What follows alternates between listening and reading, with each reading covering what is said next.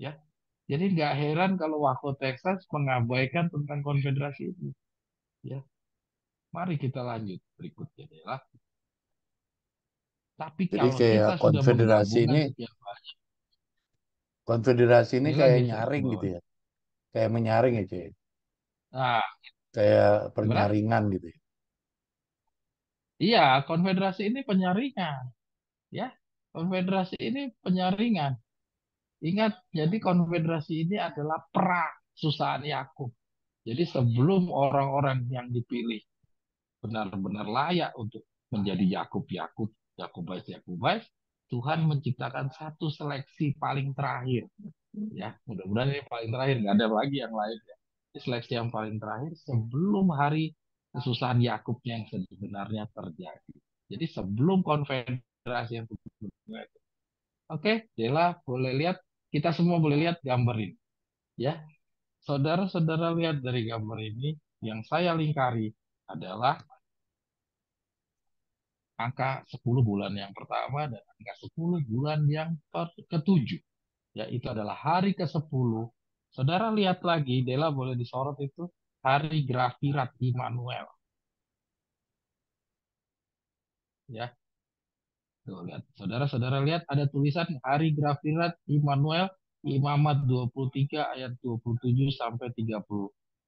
Saudara lihat ini gambar bukan John Terinate, bukan Rain Terinate atau Victor Terinate atau Dela Terinate, bukan juga Maria Terinate ya. Ini adalah Victor Hutef kan.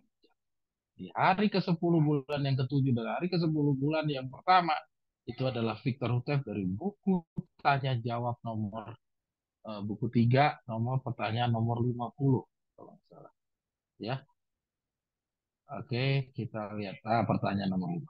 Ya, 50 ya. Kita nggak usah baca ya.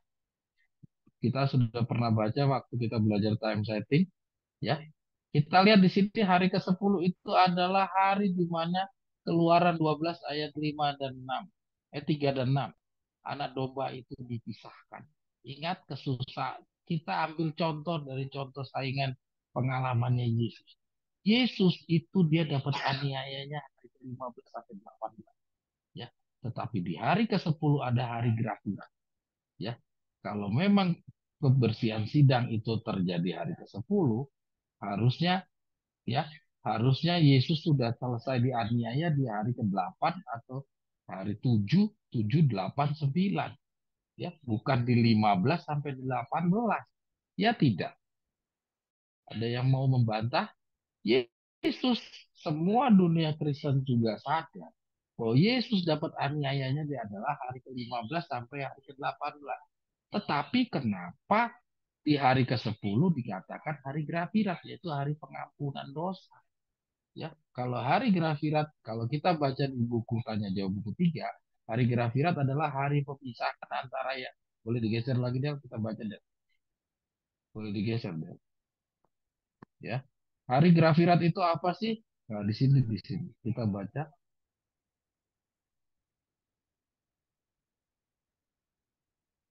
Tuh, hari penghukuman. Suatu hari pemisahan orang-orang benar dari antara orang-orang tidak benar. Nah, geser lagi deh. Geser lagi ke gambarnya deh. Ke gambarnya tadi deh. Ya, kita lihat di dalam gambar. Kalau memang sesuai kata-katanya Victor Hutef bahwa hari Grafirat itu adalah hari apa penghukuman, yaitu pemisahan antara orang-orang benar dan orang-orang jahat, ya, Yeskel pasal 9. Maka kalau begitu harusnya kesusahan Yakub itu atau kesusahan Yesus dari contohnya, ya harusnya Yesus sudah dianiaya sebelumnya dong, ya hari ke-7, 8, 9 atau 8, 9, 10. Ya. Karena kalau benar-benar itu lalang sudah dibantai hari ke-10, maka siapa yang menganiaya Yesus? Nah, kira-kira siapa yang akan menganiaya Yesus? Nah, Konfederasi. jadi satu pelajaran menarik bagi kita, ya, bahwa dari pelajaran konfederasi dengan kita kawinkan dengan Suaranya, Cok. gambar tahun upacara bayangan, sekarang kita jadi terbuka bahwa ternyata ada peristiwa pra kesusahan yang selama ini kita tidak ketahui. Cok, Selama ini suaranya kita semua fokus hanya kesusahan suaranya nggak jelas. kesusahan Yakub. Cok, suara nggak Ternyata kedengeran. ada. Jadi dengan kita dikasih tahu tentang pelajaran konfederasi ini, akhirnya sekarang kita tahu kenapa Sama, sih Cok, kok suaranya. Tuhan meletakkan hari ke-10 konfederasi itu. Suaranya nggak jelas. Kita lanjut ya. Jadi kita lihat di sini ada pembedaan antara hari ke-15 sampai hari ke-18. Itu adalah contoh dan contoh saingan daripada kesusahan yang didapatkan oleh Yesus. Ya, ternyata ada peristiwa hari ke-10 yang lebih dahulu harus terjadi. Ya, kita coba lihat di sini. Kita geser ke bawah.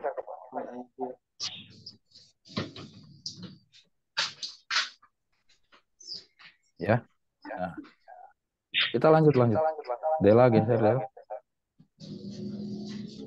Ya, kita sekarang lagi mencari tahu kapan konfederasi itu terjadi, ya. Nah, jadi konfederasi yang dimaksud ternyata bukan kesusahan Yakub. Ya, bukan hari ke-15 sampai hari ke-18, tapi hari ke-10. Ya. Del, ke bawah, Del.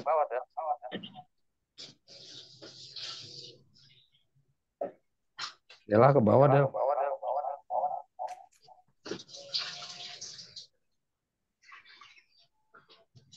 Ya. Kita lihat di sini. Stop. Tadi kita sudah lihat dari bagan yang disampaikan oleh Victor Uteh, kita dapatkan waktunya kira-kira kapan? Yaitu hari ke-10, ya. Hari ke-10. Karena apa? Pada hari ke-10 dikatakan anak domba itu dipisahkan, ya. Jadi bukan hari ke-15 sampai hari ke-18, tapi dipisahkannya hari ke-10, ya. Kita lihat di sini. Melihat kepada penetapan waktunya, apakah konfederasi ini sama dengan kesusahan Yakub? Sehingga banyak para pemegang kebenaran tongkat gembala tidak mendalaminya.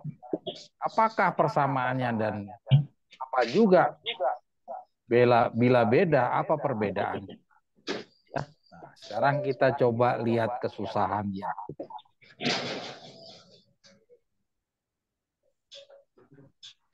Oke. Oh, ada Semi Mesak ya? Ada, selamat. Baru masuk dia. Ya, kita lanjut ya. Saudara Semi Mesak, nanti kalau mau bertanya secara mendetail tentang pelajaran kita, nanti bisa hubungi saya. Ya. Sementara ini kalau mau komentar juga boleh. Tapi mungkin saudara akan kesulitan untuk mengikuti karena ini sudah beberapa pelajaran yang berkelanjutan dari beberapa kali kita melakukan pertemuan.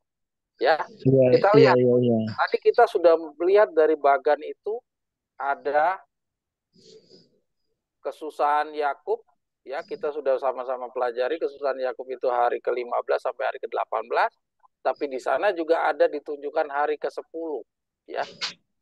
Jadi semua pertanyaan, apakah konfederasi ini adalah sama dengan kesusahan Yakub, sehingga banyak saudara-saudara kita, para pemegang tongkat gembala, memandang itu tidak perlu dipelajari secara mendalam karena sudah dikuasai tentang kesusahan Yakub.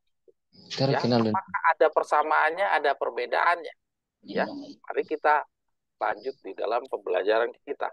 Amaran sekarang jilid 1 nomor 47. Kita coba bedah dulu konfederasi kesusahan Yakub itu yang bagaimana? Bisa nggak konfederasi yang kita tadi sudah sama-sama pelajari itu adalah kesusahan Yakub? Sekarang kita lihat. Yeremia 30 ayat 7. Ya. Aduh, betapa hebatnya hari itu. Sehingga tak ada taranya, bahkan itulah masa kesusahan Yakub itu. Tetapi ia akan diluputkan daripadanya. Saudara lihat, ya, kita baca dululah penjelasan Victor Uteh. Orang-orang yang mencapai masa kesusahan contoh saingan itu sedang kembali ke tanah air mereka. mereka akan dihiburkan. Kenyataannya adalah cukup mengerikan, namun nasihat daripada Allah adalah jangan takut. Kenapa jangan takut? Ya, kita terus dulu. Yeremia 30 ayat 10. Sebab itu janganlah engkau takut, hai Yakub, hambaku, demikianlah firman Tuhan. Janganlah engkau kecewa, hai Israel, karena sesungguhnya aku akan melepaskan kamu dari jauh, dan segala anak cucumu dari tanah perhambaan mereka itu. Maka Yakub akan kembali dan akan bersenang-senang senantiasa dan tentram, maka tak seorang pun akan membuatnya takut. Oleh sebab itu tidak ada perlu takut, tetapi adalah diperlukan iman terhadap semua janji dari Allah. Ya, kita lanjut ayat 11. Karena aku adalah besertamu, demikian firman Tuhan, untuk menyelamatkan dikau. Sungguh pun aku menghabiskan segala bangsa, kepada siapa aku mencerai-beraikan dikau, tetapi aku tidak akan menghabiskan dikau, melainkan aku akan memperbaiki kamu dan ukuran, dan tidak akan membiarkan kamu sama sekali bebas hukuman. Nah, jadi kita lanjut ke bawah dah. Hukuman yang diperhitungkan kepada Israel ialah tercerai-berainya mereka di antara bangsa kafir yang dibesarkan di dalam ayat-ayat yang menyusul. Tetapi bagaimanapun juga masa kebebasan telah tiba, maka untuk inilah kita hendaknya bergembira dan memuliakan Allah. Saudara-saudara sekalian, ya, Dela boleh ke atas. Saudara-saudara sekalian, ini sedikit kutipan dari tentang kesusahan Yakub. Saudara lihat, di dalam nubuatan Yeremia ini diperlihatkan bahwa calon-calon 144.000 ini tidak perlu takut. Apalagi di ayat yang paling pertama tadi. Dela boleh geser dan kita lihat di dalam ayat yang paling pertama tadi. Dela ke atas. Ya, ayat 7. Tetapi ia akan diluputkan daripadanya. Memang saya tampilkan hanya sedikit dari cerita tentang kesusahan Yakub. Ya, saya tampilkan sedikit, kita mungkin sudah belajari cukup banyak tentang kesusahan Yakub. Tapi dari nubuatan Yeremia ini tergambar, saudara lihat, adakah yang jatuh? Tidak ada sama sekali. Dan janji di dalam Yeremia 30 ayat 7 menunjukkan, tetapi ia akan diluputkan daripadanya. Ya, jadi kesusahan Yakub ini tidak ada satupun yang kalah. Ya, Yakub yang sudah termeterai 100% semuanya nanti akan menang, tidak ada yang jatuh. Kalau begitu, itulah kenapa dibilang jangan takut. Kenapa? Karena kamu nggak usah takut, kamu pasti menang. Gitu. Sedangkan ketakutan yang ada di konfederasi, kita dibilang jangan takut juga di sana. Tapi ketakutannya bukan karena takut aniaya. Tapi jangan ketakutan supaya jangan kamu bergabung dengan tawaran konfederasi. Ya. Jadi ketakutannya berbeda. Kalau ini jangan takut karena kamu pasti menang. Kalau yang sana jangan takut supaya kamu jangan ikut-ikutan dalam penawaran konfederasi. Ya, saudara-saudara bisa lihat. Oke, lanjut. Sekarang ini kesusahan Yakub jelas tidak ada yang kalah. Ya, sekarang kita lihat konfederasi. Bisa nggak sih konfederasi ini kita samakan dengan kesusahan Yakub? Tadi kan pertanyaannya, apakah sama konfederasi dengan kesusahan Yakub? Dela bawah deh. Ke bawah deh. Kita lihat. Sekarang konfederasi. Ini secara singkat kita sudah pelajari beberapa waktu yang lalu. Konfederasi. Sekarang kita lihat.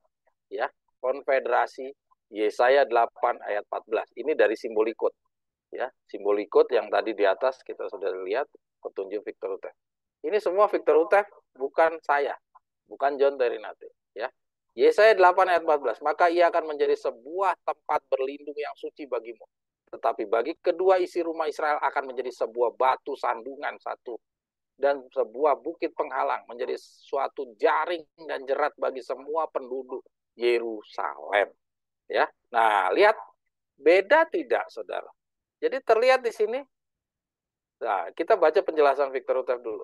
Sebuah tempat kesucian ialah suatu tempat berlindung. Di samping merupakan suatu tempat berlindung bagi umat Allah yang setia, ia juga akan menjadi suatu bukit penghalang bagi kedua isi rumah Israel, Yehuda dan Israel, dan sebuah jaring jerat bagi semua penduduk Yerusalem. Yerusalem ialah kota pemerintahan dari Yehuda. Dari sini jelas bahwa melalui konfederasi ini Allah akan menjadi sebuah jaring dan jerat bagi Yehuda contoh saingan. Boleh geser, Dela? Ya. Nah, banyak yang di antara mereka akan terantuk lalu jatuh dan hancur dan terjerat dan tertangkap. Ya, kita lihat. Nubuatan ini mengatakan bahwa konfederasi ini akan menjadi suatu jerat, suatu lubang, dan banyak orang akan jatuh dan tertangkap di dalamnya. Ia akan merupakan suatu jerat lubang yang menakutkan, akan memisahkan umat Allah. Memisahkan umat Allah.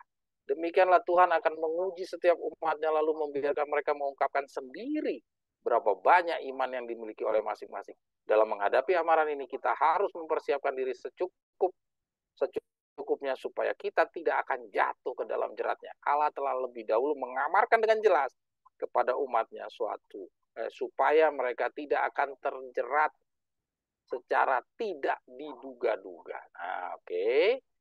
Sekarang saya bawa kembali saudara kepada pertanyaan di atas. Dia boleh balik lagi ke pertanyaan.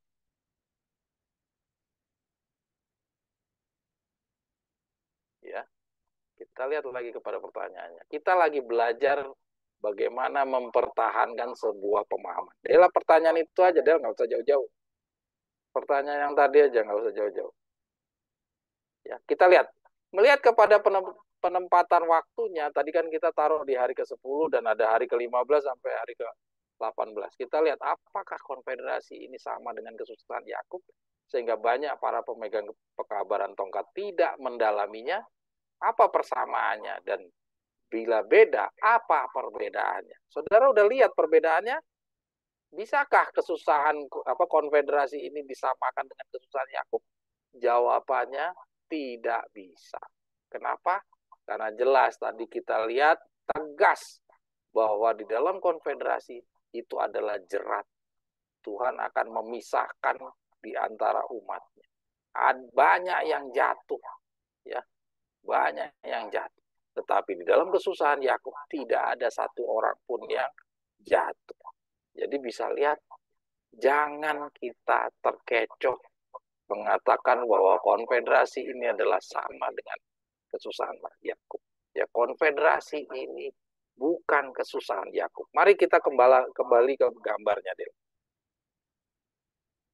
Kalau dia tidak sama, maka coba lihat di atas. Oke, kita lihat di sini. Nah, kembali kepada gambar ini, kita lihat. Kalau dia tidak sama, kita semua sudah sama-sama pelajari gambar ini, bahwa kesusahan Yakub itu akan sama dengan contohnya waktu kesusahannya Yesus, yaitu hari ke-15 sampai ke-18. Maka, kalau memang dia bukan kesusahan yang sama dengan kesusahan Yakub, maka dia harus terjadinya sebelum 144.000 mendapatkan kesusahan Yakub. Bukan sesudah. Kenapa kok sebelum? Karena kalau sesudah 144.000 mendapatkan kesusahan Yakub, jelas-jelas di dalam kesusahan Yakub, Yesus 144.000 itu sudah menang. Ya, sudah termeterai dan 144.000 tidak akan mungkin dia jatuh. Maka itu konfederasi ini harus terjadi sebelum kesusahan Yakub. Sebelum mereka itu jelas apakah mereka menjadi 144.000 ataukah dia adalah orang-orang yang masuk di dalam kelompok yang dibantai nantinya di dalam Yeskel pasal 9. Kenapa demikian? Karena jelas tadi kita sudah baca bahwa konfederasi itu sebagian ada yang bertahan, ada sebagian yang juga terjerat sama konfederasi itu. Maka itu kita bisa lihat dari buku tanya jawab nomor ini bahwa kapan itu adalah sesuai ditunjukkan oleh Victor Rutev adalah di hari ke-10 bulan yang ke-7 adalah hari Grafirat. Maka disitulah hari pengampunan. Jadi ada orang yang diampuni, ada orang yang tidak diampuni. Ya. Nah, hari ke-10. Jadi jelas di sini sekarang kita sudah dapatkan petunjuk yang tegas dari demikian tertulis. Kapan konfederasi itu terlaksana? Yaitu hari ke-10, ya, sebelum hari ke-15. Nah, jadi hari ke-10 sampai hari ke-14 itulah masa di mana konfederasi itu terjadi. Ya, karena apa? Karena di dalam hari ke-10 sampai ke-14 ini adalah hari di mana orang-orang ini masih bisa jatuh. Ya, sedangkan hari ke-15 sampai 18 tidak bisa jatuh lagi. Maka waktunya adalah hari ke-10 sampai ke-15. Kenapa kok kita tidak bilang hari pertama? Atau bulan ke-6, bulan ke-5, bulan ke-4, bulan ke-3? Kenapa? Kenapa kok kita katakan kepada hari ke-10? Ya, kenapa? Karena petunjuk yang disampaikan oleh Victor Uteh, hari ke-10 adalah hari Grafirat, hari pengampunan dosa. Kalau kita mau meletakkan di bulan hari ke pertama atau bulan yang ke-6, ke-5, ke-4, ke-3, tidak ada petunjuk mengarahkan ke sana. Jadi penetapan hari ke-10 bulan yang ke-7 atau bulan yang pertama dari upacara bayangan ini bukan ciptaan kita. Ini semua Victor Uteh yang menunjukkan, saudara-saudara sekalian. Kita hanya menuangkan saja atau merangkainya di dalam satu urut-urutan peristiwa. Oke? Sekarang kita lanjut lagi. Hari ke-10 kan dikatakan hari Grafirat, pengampunan dosa, pemisahan antara orang benar dan orang jahat. Sesuai yang tadi kita baca di dalam tanya jawab nomor 50. Ya, apakah iya pembantaian Yeskel 9 terjadi di hari ke-10? Kalau iya, bagaimana siapa yang menganiaya di hari ke-15 sampai ke-18? Nah, itu kan menjadi pertanyaan juga, saudara. Walaupun kita sudah pelajari di dalam time setting, tapi tidak ada salahnya kalau kita coba membedah kembali. Sekalian kita belajar bagaimana mempertahankan apa yang sudah kita pelajari. Ya, kalau ada orang yang men-challenge kita, kita bisa jawab semua dengan demikian tertulis. Oke, Dela boleh digeser. Materi saya sebenarnya cukup banyak, ini nggak selesai. Kayaknya kita cuma masuk di dalam pelajaran ini, tapi nggak apa-apa. Ya, kita sekalian mematangkan pemahaman kita tentang ada suatu peristiwa ujian yang Tuhan siapkan. Oke, lanjut deh. Geser Del ke bawah Del.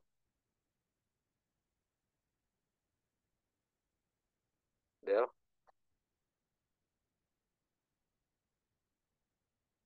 Dela.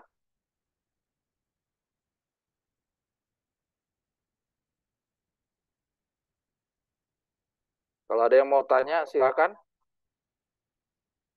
Atau mau bantah juga nggak apa-apa. Geser ke bawah, Del. Ke bawah-bawah sekali.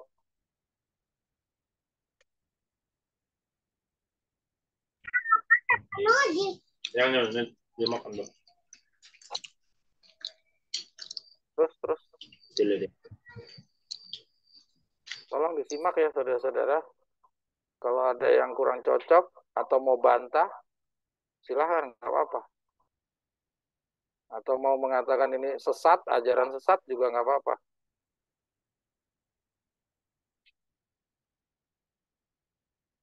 Terus, silahkan. Lanjut, Del.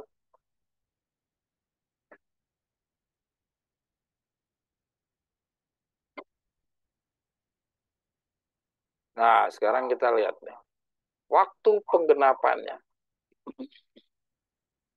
Ya, kita lihat lagi waktu penggenapannya. Tadi kan kita buat pertanyaan, apakah di hari ke-10 itu terjadi Yeskel pasal 9? Kan katanya hari ke-10 itu adalah penghukuman, pemisahan antara orang benar dan orang jahat. Ya, sekarang kita lihat di sini. Pernyataan yang berbunyi malam yang sama itu juga telah dibawa oleh tangan-tangan orang jahat untuk disalib dan dibunuh. Ya, ini cerita tentang Yesus ya. Bukan berarti sebagaimana yang disangka sebagian orang bahwa ia telah disalibkan pada malam itu. Ya, ia di sini adalah Yesus. Ini harusnya huruf besar itu. Ia telah disalibkan pada malam itu. Melainkan itu hanya berarti sama dengan dikatakannya bahwa ia telah diambil untuk disalib. Ya, sesuai dengan itu maka sungguh pun diambil pada malam yang sama itu. Ia dapat saja disalibkan beberapa hari kemudian jika diperlukan dan sebagaimana persoalan itu yang sesungguhnya. Ya, buku lambang Yunus. Balik lagi ke gambarnya Dela. Ya, dia bilang itu hanya diambil. Ya. Jadi walaupun Yesus, Dela boleh ke gambarnya, Del. Del.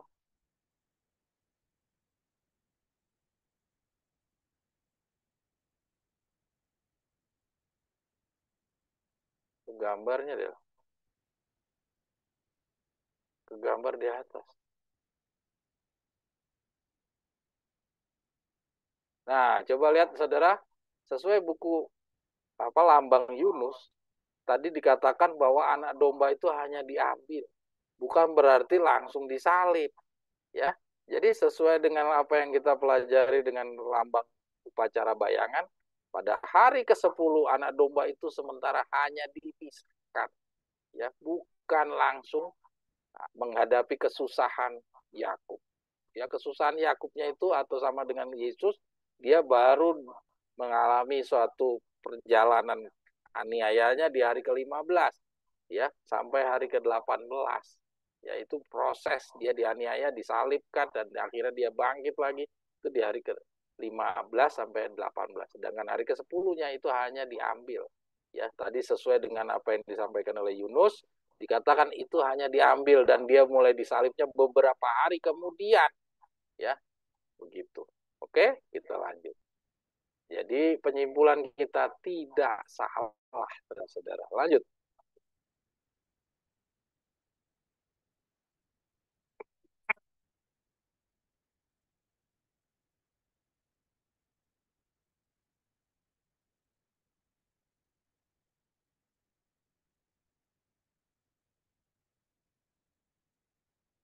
Oke, kita sekarang kepada nubuatan keluarannya.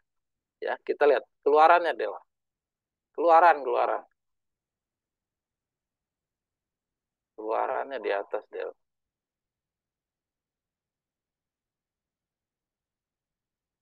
Nah, Keluaran 12 ayat 3 sampai 6, ya. Katakanlah kepada segenap jemaat Israel, pada tanggal 10 bulan ini diambillah oleh masing-masing seekor anak domba menurut kaum keluarga, seekor anak domba untuk tiap-tiap rumah tangga. Tetapi jika rumah tangga itu terlalu kecil jumlahnya untuk mengambil seekor anak domba, maka ia bersama-sama dengan tetangganya terdekat ke rumahnya haruslah mengambil seekor menurut jumlah jiwa. Tentang anak domba itu, kamu buatlah perkiraan menurut keperluan tiap-tiap orang. Ya, kita langsung baca ayat 6-nya aja. Ya, sesuai dengan apa yang Victor Utep tadi tampilkan, Keluaran 12 ayat 3 dan 6. Ya, di ayat 3 dikatakan pada tanggal 10 diambillah oleh masing-masing seekor anak domba menurut kaum keluarganya, seekor anak domba untuk tiap-tiap rumah tangga. Seekor anak domba ini melambangkan Yesus, ya. Nah, ayat 6, kamu harus mengurungnya sampai hari ke-14 bulan ini. Lalu seluruh jemaah Israel yang berkumpul harus menyembelihnya pada waktu senja. Jadi lihat saudara, hari ke-10 dia disuruh mengambil anak domba. Ya. Terus ayat 6 dibilang dia harus mengurungnya sampai hari ke-14. Jadi dia dikurung. Ya, jadi artinya calon 144.000 nanti akan mendapatkan suatu masa konfederasi tadi. Ya, konfederasinya belum, tapi masa konfederasi. Ya, masa, jadi di situ dibuat ketakutan lah segala macam, tapi aniayanya sendiri baru akan dia rasakan pada hari 14 senja, ya. Harus menyembelihnya pada waktu senja. Oke? Kita lihat kepada gambarnya lagi, Dela.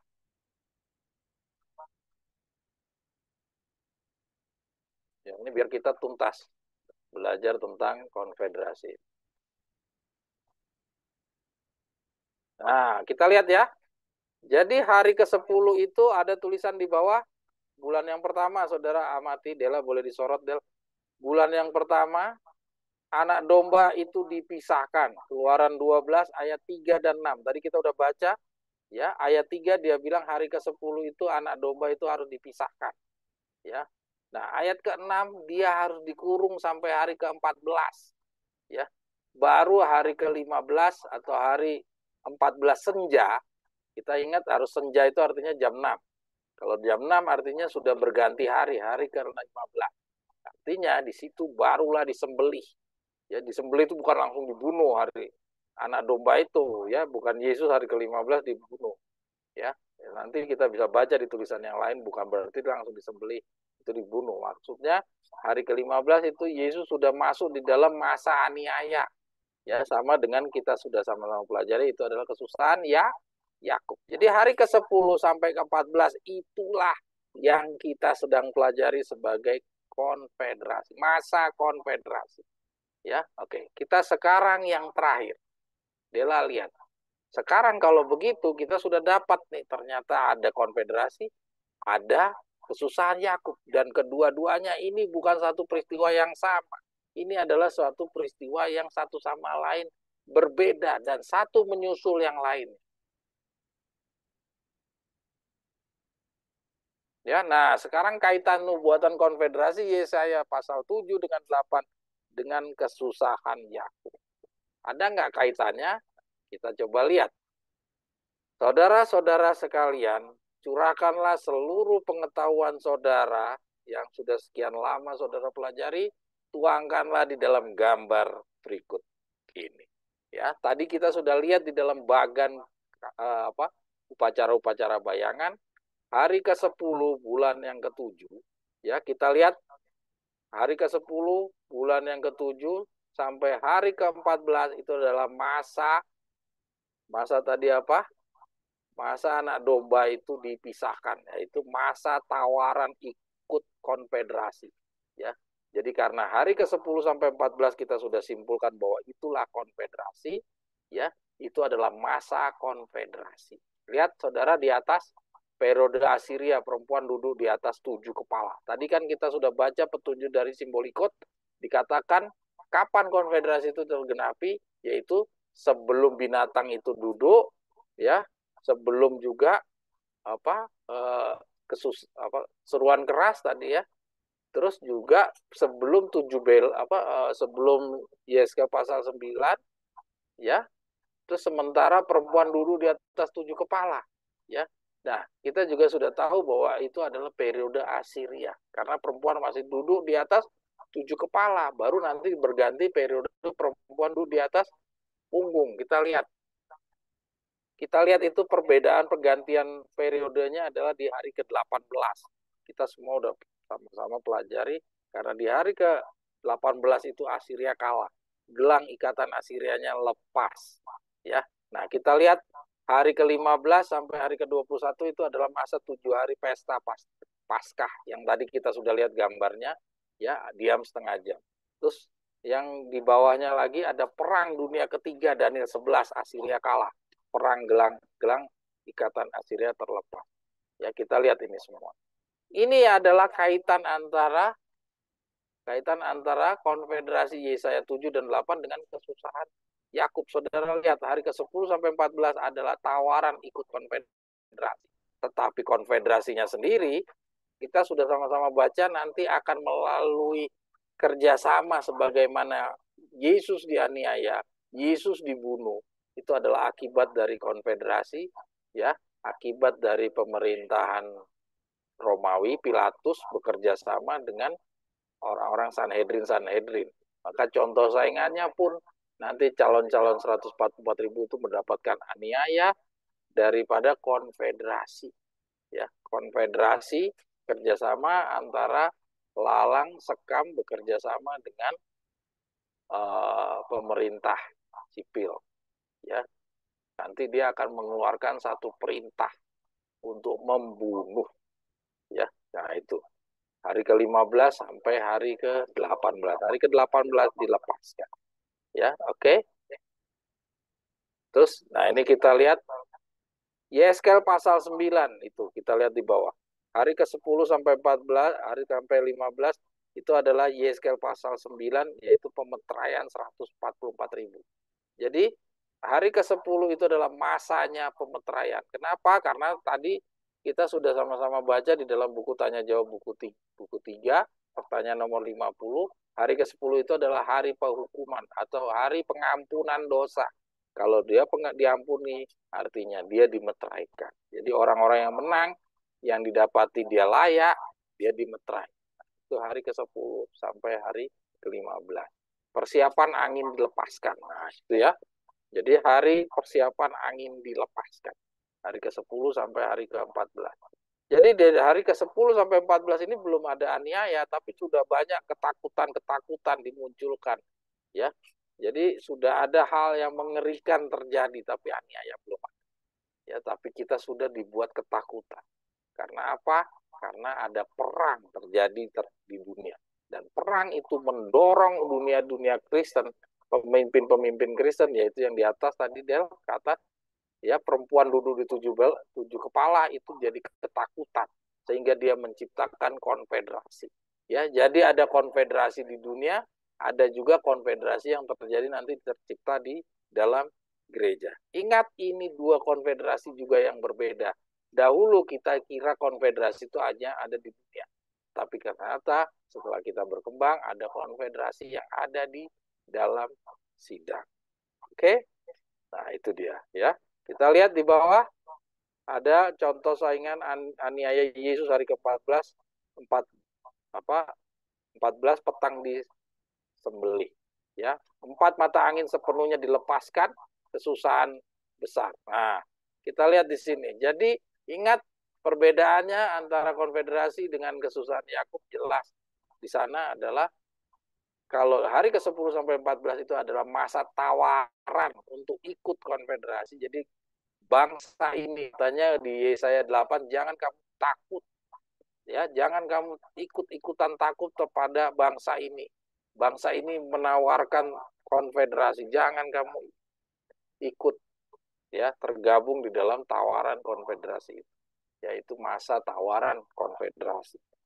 Ya, terus konfederasinya sendiri itu nanti akan dilakukan di hari ke-15 sampai 18 ya. Nah, itu kita lihat di situ hari ke-18 sampai ke-21 ya, kita lihat di situ adalah pemahaman yang kita selama ini pahami. Ya, Daniel 12 ayat 1 dan 2 ya, Mikael bangkit berdiri. Ya, hari ke-18 itu adalah Mikael bangkit berdiri. Ya. Diam setengah jam juga demikian, Yesus turun. Ya, pengadilan itu berhenti, Yesus turun ke bumi. Ya, Daniel 12 ayat 1 dan Daniel 12 ayat 2 yaitu kebangkitan istimewa. Yeremia 8 ayat 20, Wahyu 6 ayat 16, Yeskel 9 pembantaian. Wahyu 6 ayat 16, saudara tahu apa itu?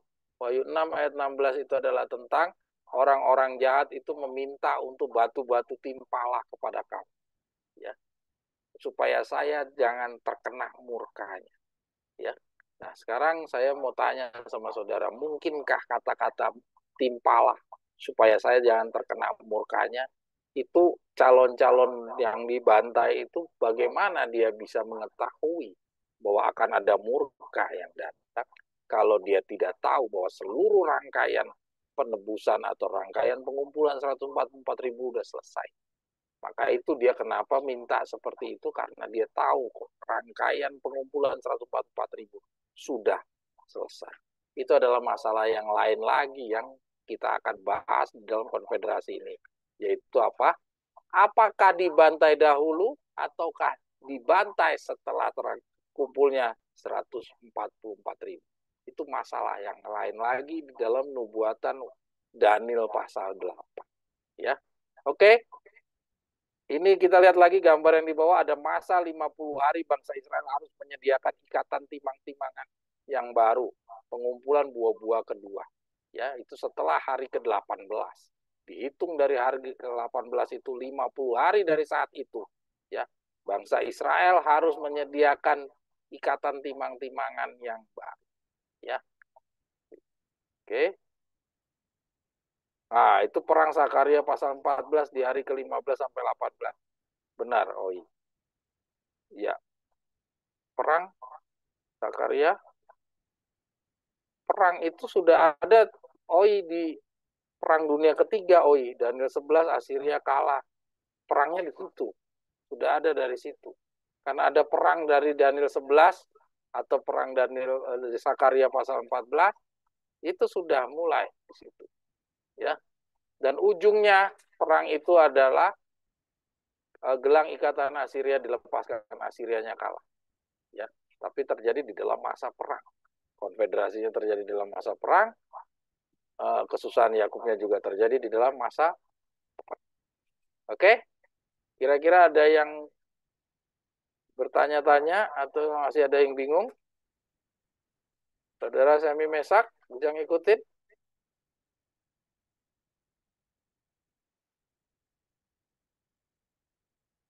Ini habis ya, Del? Oke, yang berikutnya. Menyangkut penjelasan Kak ini tuh benar. Yang saya selidiki juga demikian yang telah dikatakan oleh roh nubuatan dan tongkat gembala. Itu sangat benar bahwa tentang korban-korban sampai kepada Yehezkel pasal 9 demikian. Kesusahan Yakub, apakah kesusahan Yakub bukan kesusahan pribadi, itu kesusahan secara menyeluruh. Nah, seperti dua federasi yang telah Kakak Karin jelaskan itu benar. Jadi saya tidak bisa tambahkan, cuma saya katakan benar. Oke. Saudara mau nyalahkan juga boleh, tidak apa-apa.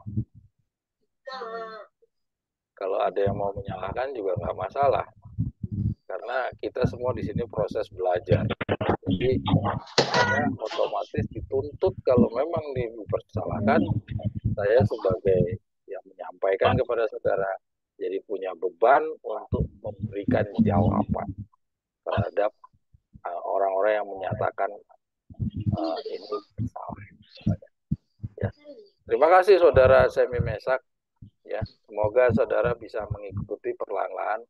Tidak apa-apa saudara di penghujung pembelajaran kita, tapi semoga saudara adalah pelajar yang setia dan pelajar yang tekun dan ya rajin ya, karena saudara harus menelusurinya dari awal, karena pelajaran yang sederhana.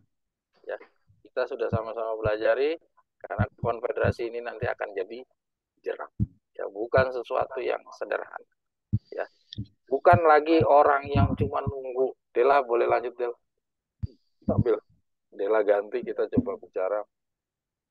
Saudara, bukan kita ini adalah orang-orang yang harus bergantung kepada orang lain. Ya, kita punya kewajiban adalah membaca sendiri. Ya, kalau saudara bergantung kepada manusia lain, petunjuk Nyonya White sudah tunjukkan bahwa orang-orang yang bergantung kepada manusia lain ini adalah salah satu orang-orang yang nanti akan jatuh di dalam jerat-jerat. Ya. Nah, sekarang kita lihat lagi. Ini membandingkan petunjuk pelaksanaan Yeskel pasal 9. Ini semua pelajaran yang saya tampilkan sekarang ini adalah semua adalah pembandingan atau apa satu jawaban untuk apabila kita dapat tantangan ya. Saudara lihat di dalam simbolikot jilid 13 nomor 3 dan 4 ya. Kita lihat di sini. Sekarang yang jadi pertanyaan yang tadi saya sampaikan kepada saudara. Ya. Saya sampaikan kepada saudara bahwa ada permasalahan dalam pelajaran tentang Yeskel pasal 9 ini. Pelajaran tentang, bukan Yeskel pasal 9.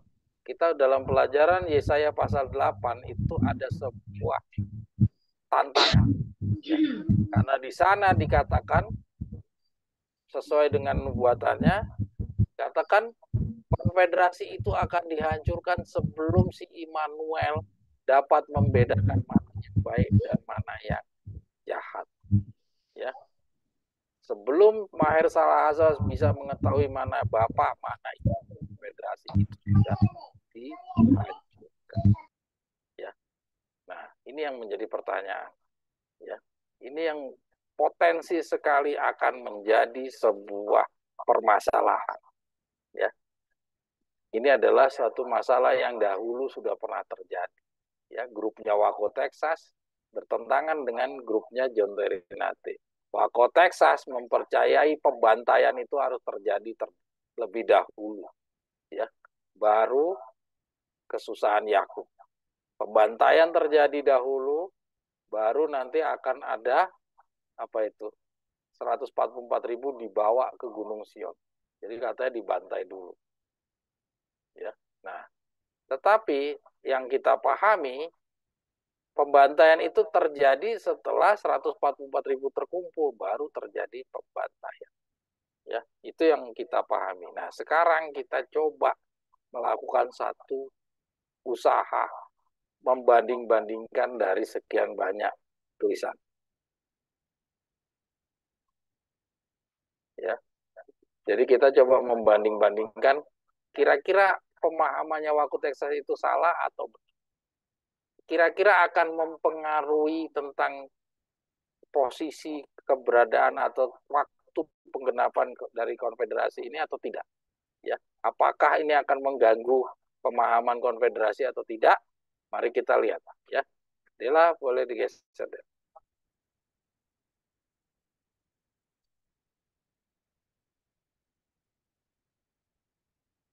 Mungkin waktu ya, ini sudah jam segini. Kita kesempatan 2 minggu lagi nanti akan kita bahas lagi ya. Boleh dilihat saja nih ya, kabar-kabar perang meramalkan, ya. Terus kita lanjut Del. Nanti kita bisa pelajari lagi, nanti 2 minggu lagi kita akan bahas, ya. Oke, itu kita coba lihat ya.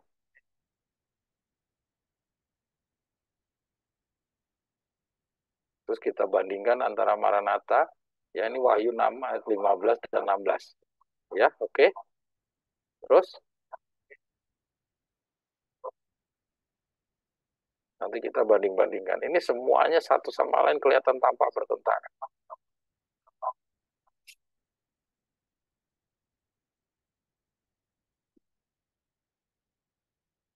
Oke, lanjut.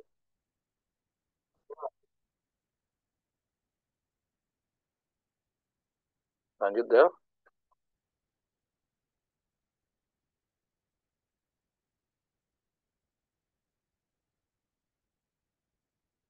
Nah, ini kesimpulannya ya. Jadi nanti saudara bisa pelajari kesimpulannya yang tadi, Del. Poin keduanya aja, Del. Langsung. Hal yang harus difokuskan.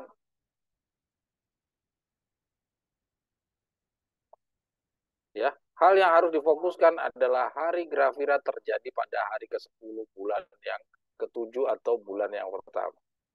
Ya, jadi kalau ada orang mempermasalahkan apakah dibantai dulu ataukah nanti setelah 144.000 dikumpulkan baru dibantai, ya pasal 9 terhadap lalang-lalang atau sekam, ya. Pertanyaannya, apakah hal itu akan mengganggu waktu penggenapan konfederasi? Jawabannya tidak perlu terpengaruh. Apakah konfederasi itu terjadi tersebut hancur terlebih dahulu sebelum hari ke-18 saat timang-timangan dipersembahkan, ataukah sesudahnya yaitu hari ke-19 sampai dengan 1 dari sisa hari pesta Paskah Tabernakel, sehingga kita tidak perlu terpengaruh oleh orang yang mempermasalahkan kapan dibantai lalang dan sekam, apakah sebelum hari ke-18 atau sesudahnya. Ya, itu kesimpulannya. Dela boleh lihat ke gambarnya, Del.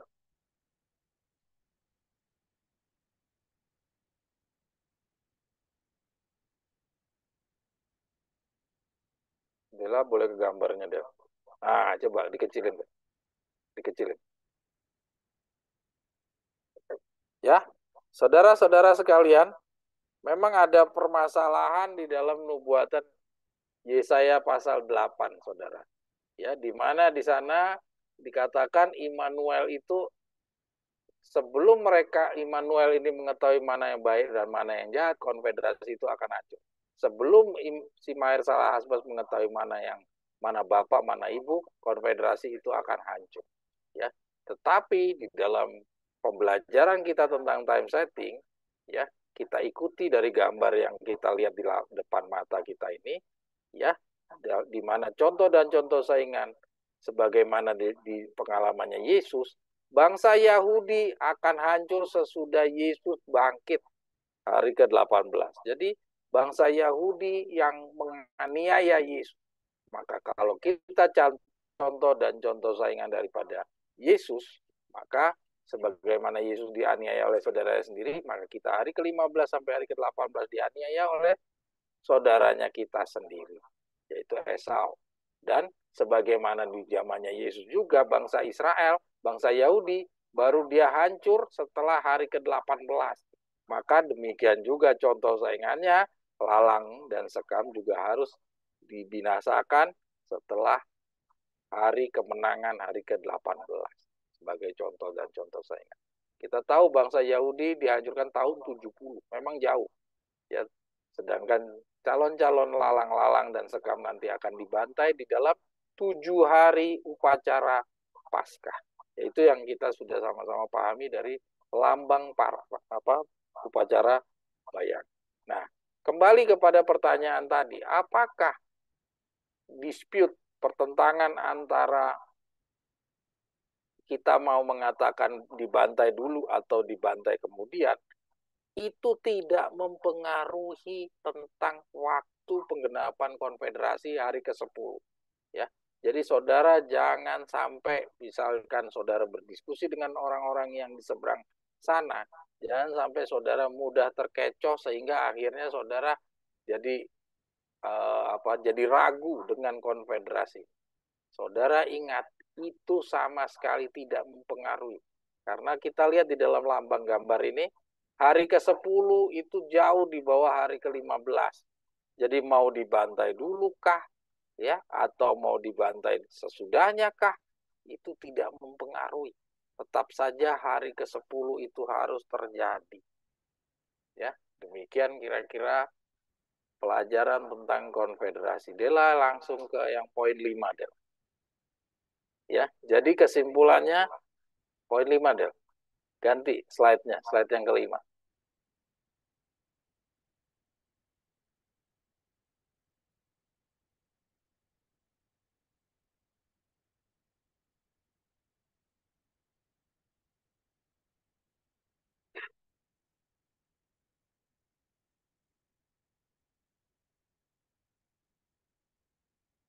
Ya.